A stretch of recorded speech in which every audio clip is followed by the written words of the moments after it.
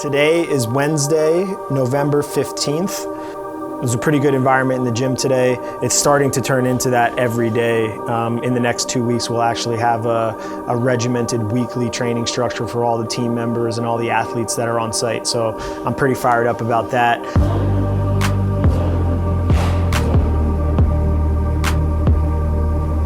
Travis was sick. Not super sick, but sick enough that because we're prepping for Dubai and it's such a big competition for his training year, we deloaded him a little bit on Monday and Tuesday, mostly just some positional work and some low intensity breathing and some swimming and some extra downtime. And he was feeling 100% on Monday, so I felt like we had been working on some of his priorities, and because we're leading into competition, now's the time that we want to solidify some confidence and some momentum. So I put some tests in today and Friday, and I'll walk you through actually today's training in the AM session and kind of explain what my thought process was on what we were doing. And it was just a pretty cool environment to hit a PR with a full gym of athletes getting after it.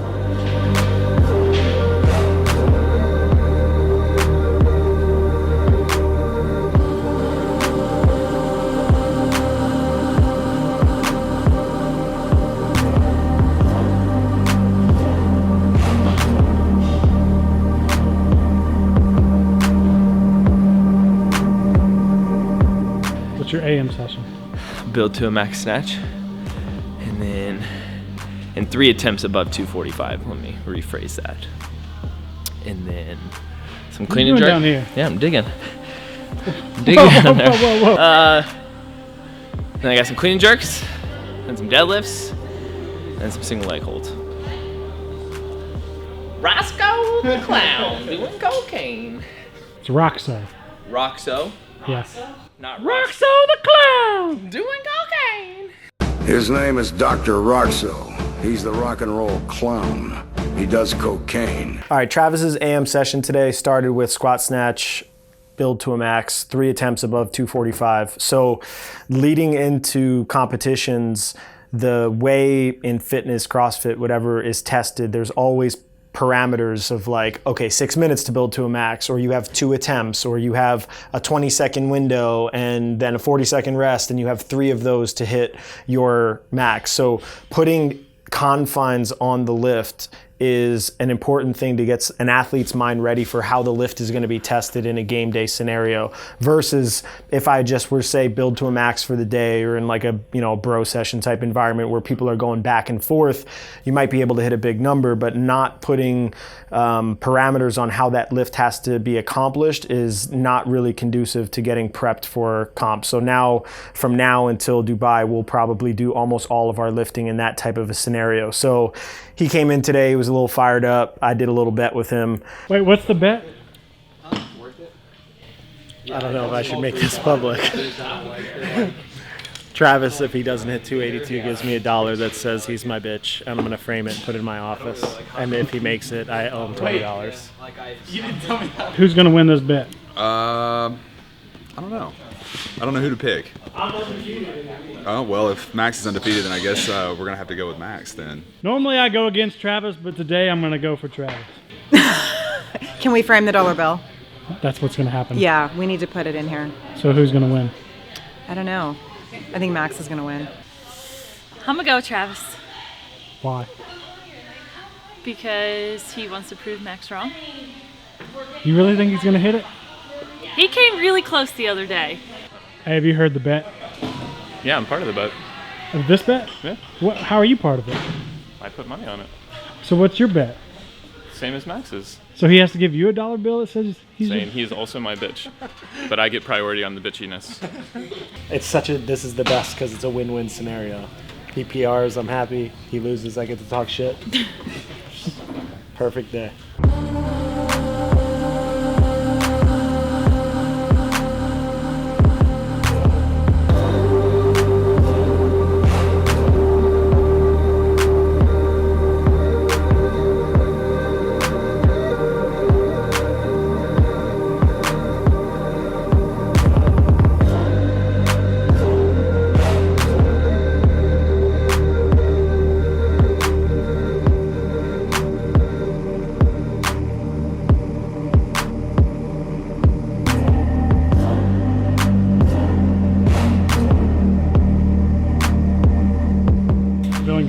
You Yep. gonna- We'll got a see what shot? happens. Gotta prove the doubters wrong, Chris. All the haters. Cocaine. Except you. Cocaine. Dr. Roxo, the rock and roll clown! I do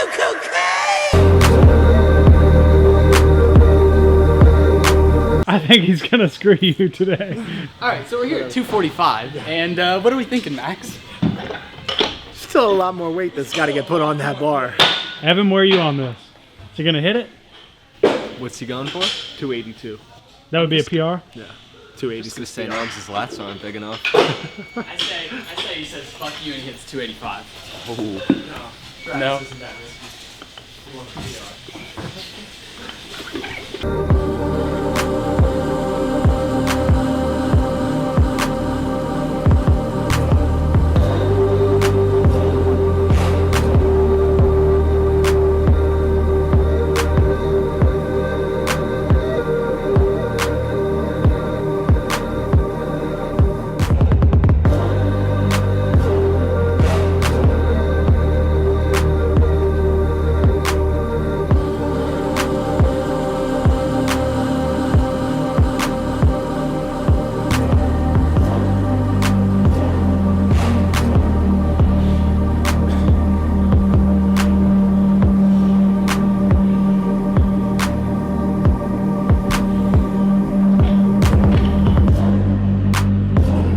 Fuck you, I'm coming.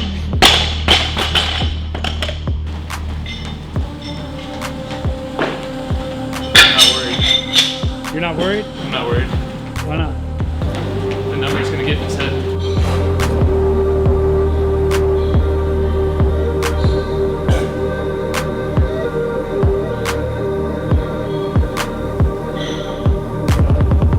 He had 3 attempts, and I bet him that he couldn't PR at 282. Fuck all you haters! He ended up hitting that, but it was a 20-kilo bar, so it was really only 281. But I didn't tell him until after he made it, just in case I was going to lose the bet. And so he went up to 290 because he wanted to just, like, he wanted to hit a big PR and he was feeling fired up. And normally I'm not really about that with, like, once you get a PR, you might as well walk away from the session and save that. But Trav's been in the game for a long time and he's been fighting for a PR on his snatch for a while now. And we've been working on his positions and his pull mechanics and his sequencing. And one of his targets was to snatch 290 by his birthday, which is passed a couple weeks ago. So I was like, whatever, just, you know, go after it. I don't normally advocate that. I don't think I want my athletes from a distance going off design, but in this scenario, I think it was just a good thing. He ended up hitting 286 pretty solid. Is that a microphone? Yep. He's putting on a song. Things are about to change. Oh. You think it's going to be the Kill Switch song? It may be Kill Switch song? Is he lifting? Yeah. Ah, it's the Kill Switch song!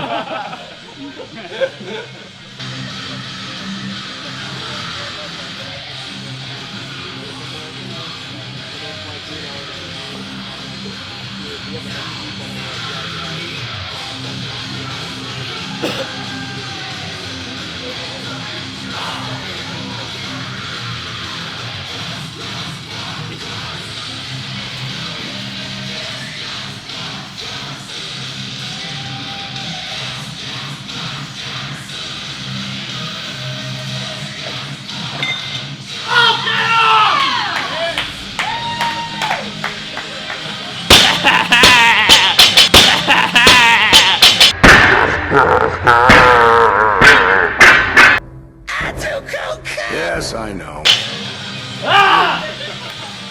That's been a long time coming.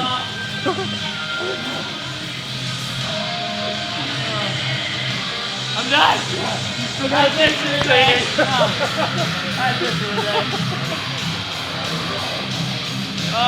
Wait. Where's the $20? I gotta go get it. Well done. That's the first time he's won money at a competition. Oh! program design as a remote coach is way different than program design in person, because in person, I'm always making adjustments with Travis. He comes into my office, we discuss how he feels, what's going on with his body, and we're always adjusting the day-to-day structure.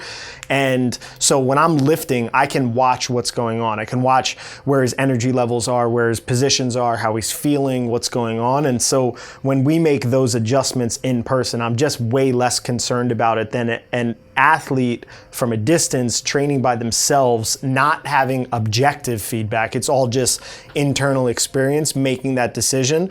And a lot of times that decision comes from like, I gotta hit a PR today. I can't end at this number that's 20 pounds off my lift. And then they end up overextending themselves every day. It's different when you have an athlete in person, because you kind of develop a dynamic that says like, okay, well, today we could push, we're far enough back from competition that, if it ends up not being a good day, we can taper and deload and get you back to a good baseline. And if it ends up being a good day, it's a good momentum confidence builder leading in. So it's just a totally different dynamic in person. And I'm watching, like literally standing 15 feet from when he's lifting, which is, you get real-time feedback, and it's just a much different process when you're working with an athlete in person.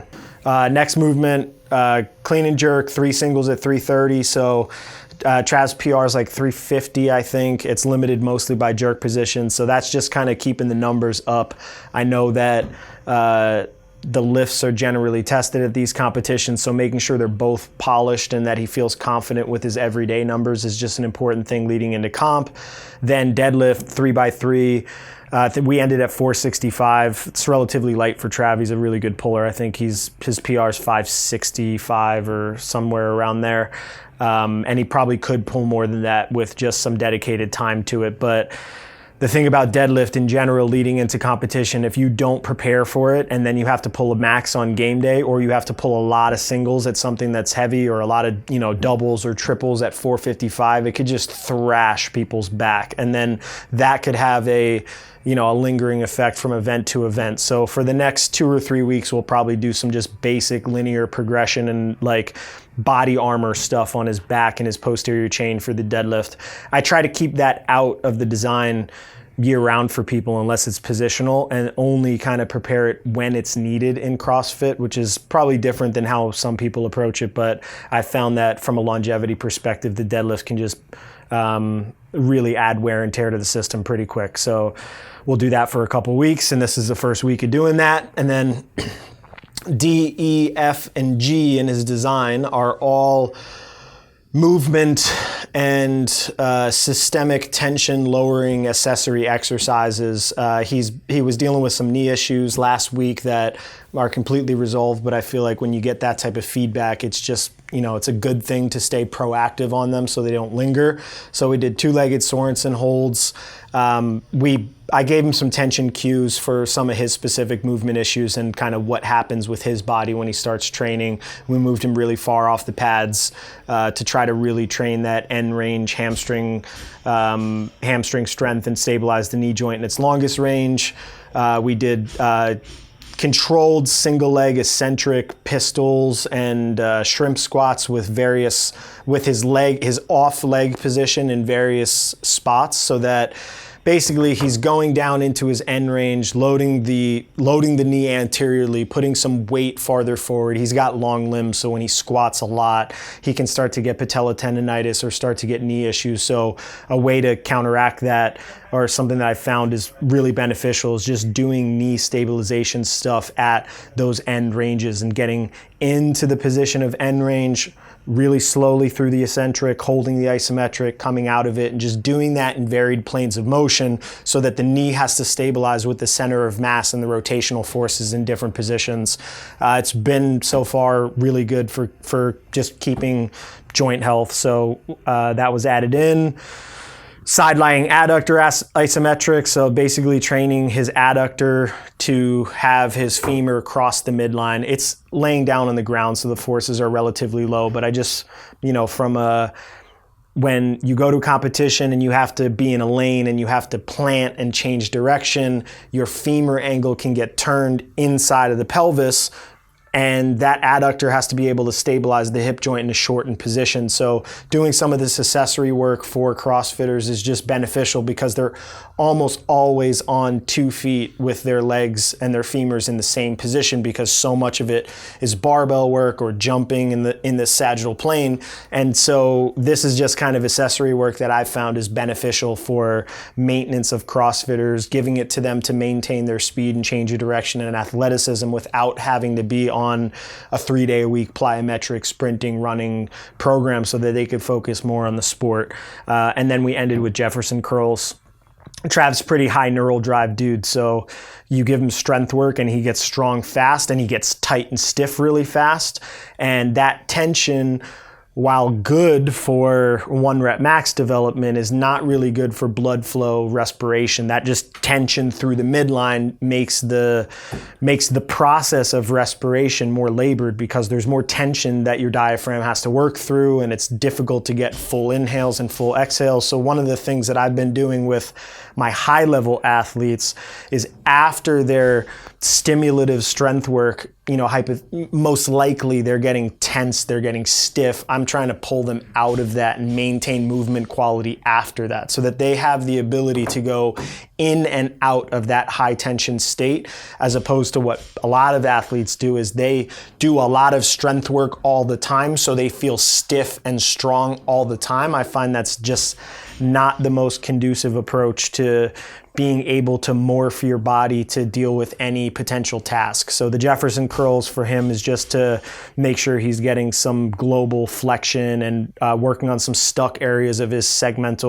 Segmentally gets a lot of thoracic flexion, not that much lumbar and mid-thoracic. So we're just working on just some basic positions there. Nothing, the loading's really light. It's mostly just a cognitive effort for him. He's getting some ab strengthening. There's just you could go and research what gymnasts do to do that, but the intention for him is not really to get him to have an optimal Jefferson curl so much as, in that specific instance, was to pull some of the tension out of the system so his spine's not super tight and rigid for tomorrow or Friday's training. All right, so that's Trav's AM session. Then he had an hour massage with Tony, our massage guy on site. Then he's going and doing some run preparation in his noon session, and then he's doing some road bike intervals in his PM session. I won't walk through those in their entirety in this video, but they'll be in the description on our YouTube page, so you can go and read his whole day if that's something that would interest you.